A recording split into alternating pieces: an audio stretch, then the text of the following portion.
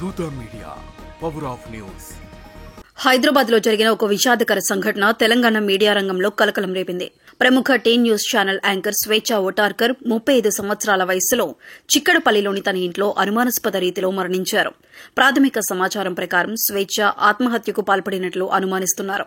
కానీ పోలీసులు దీనిని అనుమానాస్పద మరణంగా నమోదు చేసి దర్యాప్తు చేస్తున్నారు. ఈ సంఘటన అటు మీడియా ఇటు సమాజంలో అనేక ప్రశ్నలను లేవనెత్తుతోంది.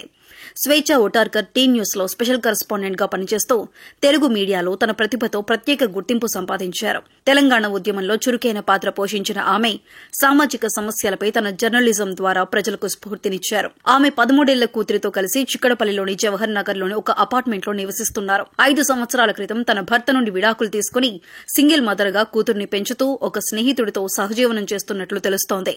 జూన్ 27 శుక్రవారం రాత్రి 10:30 సమయంలో స్వేచ్ఛ తన గదిలో లుంగీతో ఉరివేసుకుని మరణించింది. ఆమె కూతురు ఎంత పిలిచినా గది తలుపులు తెరవకపోవడంతో ఇరుగు పొరుగు వారి సహాయంతో తలుపులు బదలు కొట్టగా స్వేచ్ఛ స్పృహలేని స్థితిలో కనిపించింది. చిక్కడపల్లి పోలీసులు వెంటనే సంఘటనా స్థలానికి చేరుకుని ఆమె మృతదేహాన్ని గాంధీ హాస్పిటల్ కు పోస్ట్ మార్టం కోసం తరలించారు.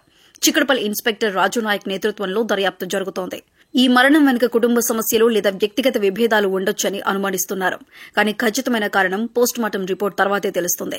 స్వేచ్ఛ మరణం తెలుగు మీడియా రంగంలో షాక్ ను కలిగించింది.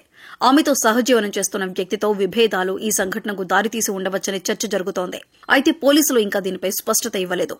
ఆమె తల్లిదండ్రుల ఫిర్యాదు ఆధారంగా దర్యాప్తు కొనసాగుతోంది. ఈ సంఘటన ఆత్మహత్యేనా, ప్రేరేపిత ఆత్మహత్యనా లేక హత్య అనే అనుమానాలున్నాయి. పోలీసులు అన్ని కోణాల్లో విచారణ జరుపుతున్నారు. స్వేచ్ఛ తన జర్నలిజంతో ప్రేక్షకుల మనసులు గెలుచుకుంది. ఆమె మరణం మీడియా రంగానికి తీరని లోటు. దర్యాప్తు పూర్తయిన తర్వాత ఈ ఘటన వెనుక ఉన్న చిక్కులు వీడే అవకాశం ఉంది. For more updates please subscribe దూత మీడియా.